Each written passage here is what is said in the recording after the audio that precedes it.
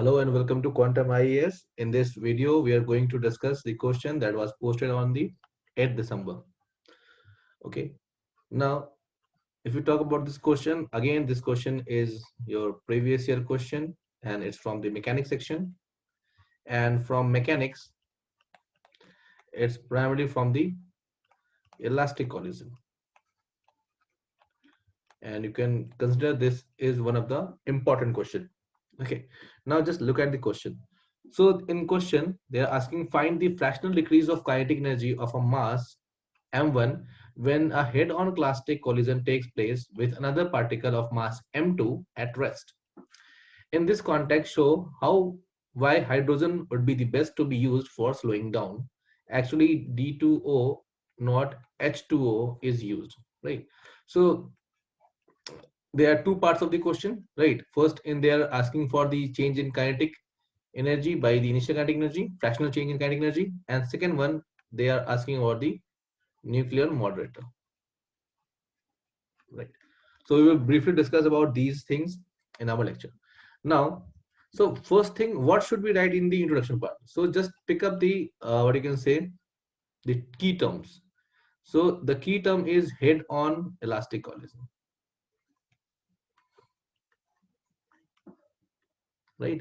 So we have elastic collision and a head-on elastic collision, right? So what we can write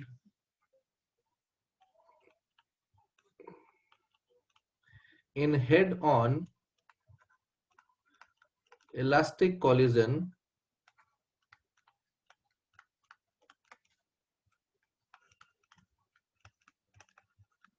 particles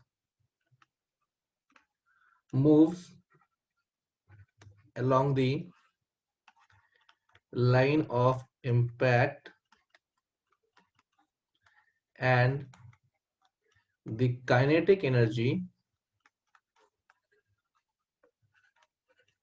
remains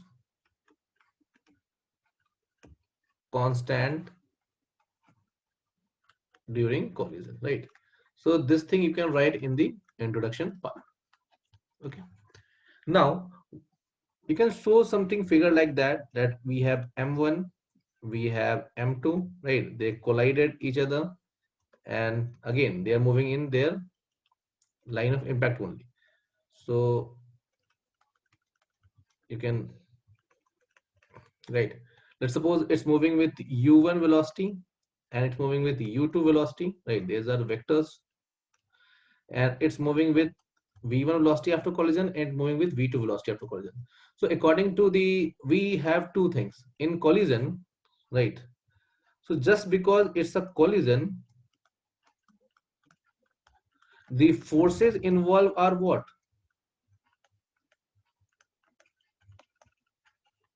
Are internal, right? The mutual forces between them do the collision part, right?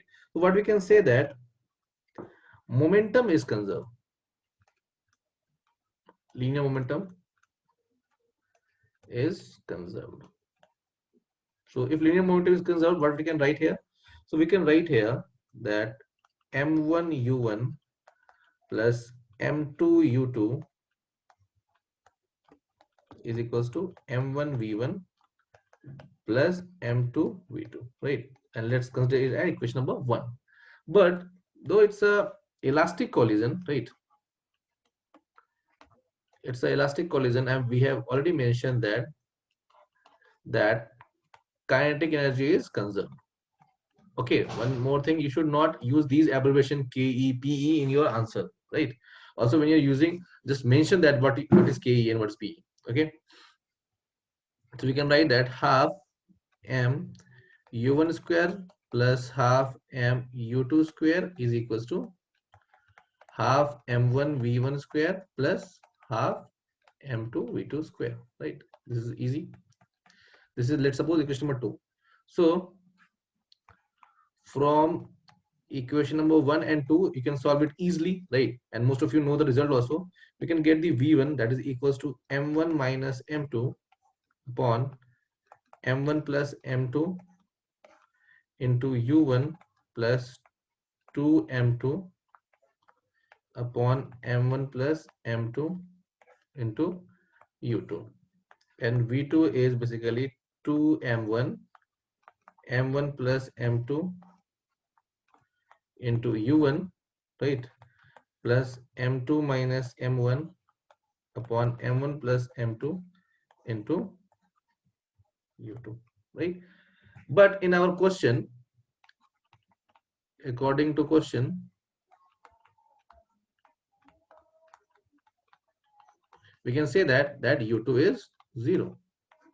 What we can say that u2 is 0. Now if u2 is 0, what we can write that v1 will be what, m1 minus m2 upon m1 plus m2 into u1 only, right? So if you need to find the change in kinetic energy, right, or you can say the fractional loss in kinetic energy will be what, you can say the T final minus T initial upon T initial, right? What was the kinetic energy? T means kinetic energy here, okay? So it will be what is the final? Half m, okay, it's a loss, right? Wait, it's a loss, so initial energy will be higher, okay now? Ti minus Tf, just to make the solution uh, in positive sense, right? So Ti will be more than Tf, okay? So it will become half m v1 square minus half m v1 square upon half m1 u1 square, right? So just cut this, divide by u1 half m1 u square, so it will become 1 minus v1 square upon u1 square, okay? And we know the value of v1 here, right? So what we can write here, we can substitute it here, so we will get 1 minus v1, it means m1 minus m2 upon m1 plus m2 u1 square upon u1 square, right? U1 square will cancel each other, and we will left with 1 minus m1 minus m2 whole square upon m1 plus m2 whole square, right? So it goes this side, m1 plus m2 whole square minus m1 minus m2 whole square upon m1 plus m2 whole square, right? A plus b whole square minus a minus b square. What was that? So it was, you can simply write as delta ke, change in the kinetic energy or fractional loss in the kinetic energy is what, 4 m1 m2 upon m1 plus m2 whole square, right? And that's a very amazing thing, that this change in kinetic energy does not depend upon its speed, right? It does not depends on speed, right? And what should be the maximum kinetic energy, right? So now we are heading towards the second question here. So what should be the maximum kinetic energy, right? So if m1 equals to m2 equals to m, right? Let's suppose if m1 equals to m2 equals to m, what will be delta kinetic energy? Then 4m square upon 4m square, that is 1, right? Or you can say the 100% energy is lost, right? So now comes the part of the nuclear modulator, what you can say. So what do you mean by a nuclear modulator, right? So nuclear modulator basically are materials which used to slow down the fast neutron, right? So nuclear moderator are used to slow down fast neutrons for effective nuclear fission, right? And we know that the mass of hydrogen almost equals to what, mass of neutron, right? So if we use hydrogen, if we use hydrogen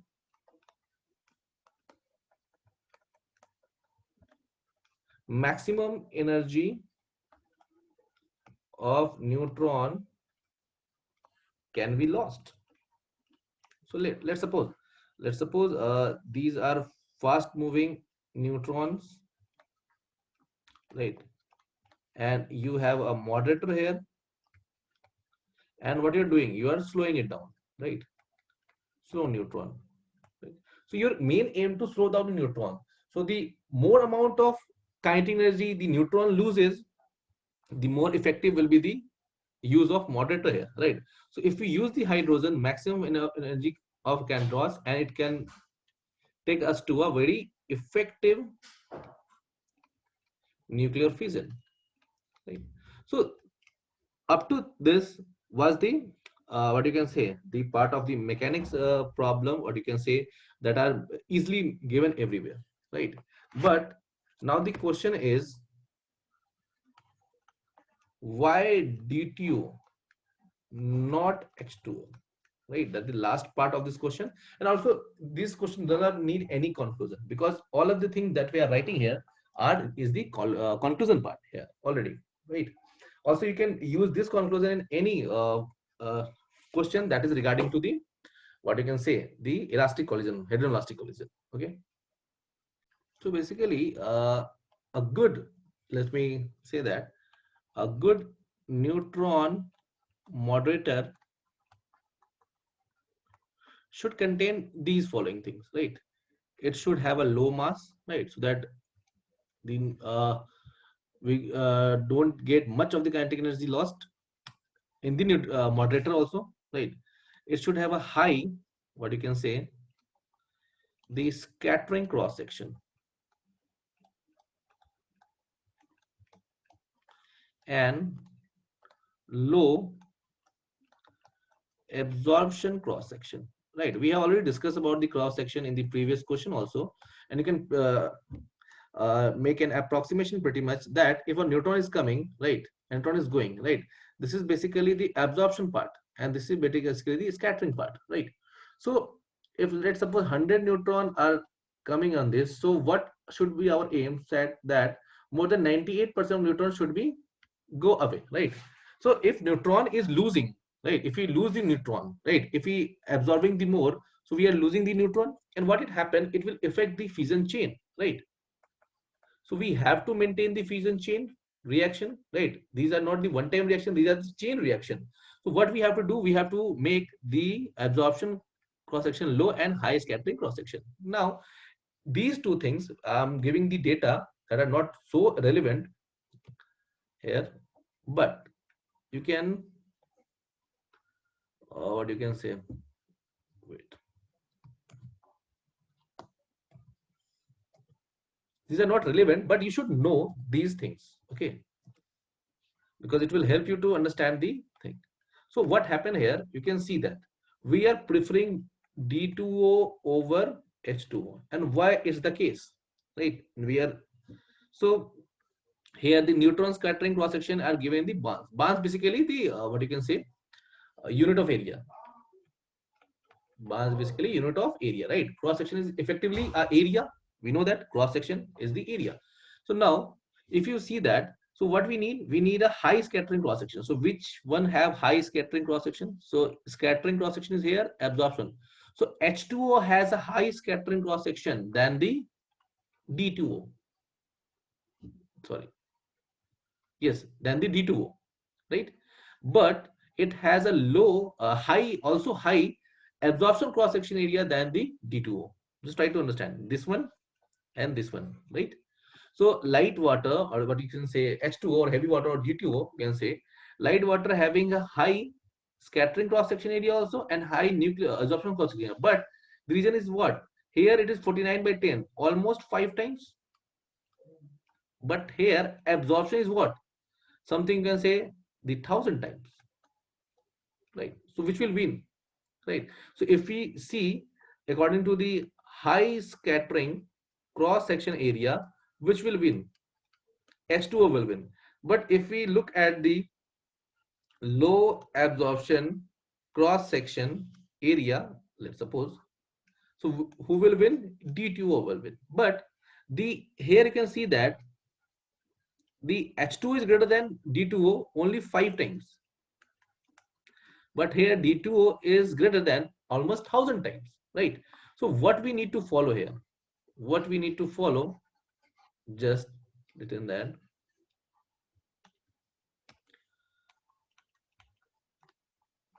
Although H2O has a greater scattering cross section area, I should note this, than D2O, but its absorption cross section area is much greater than D2O also, right? So we prefer D2O, right? Just you can write it like that, right? It do have a greater scattering cross section area, but it has also a greater absorption cross section area, which will be a negative point. And the times that is greater in H2O, it is more in absorption and less in the scattering, right? So this is the complete part. You can do the conclusion here, and these all are the conclusion in this question itself. The conclusion is given here. Okay, so what you can do, you can just do is like this one and complete your answer, right? Also, what I want to say that you should go to quantumias.com and click on the daily free answer initiative and start writing answer, because the more you write, it will encourage me to make more video on the solution part, right? Thank you and have a nice day.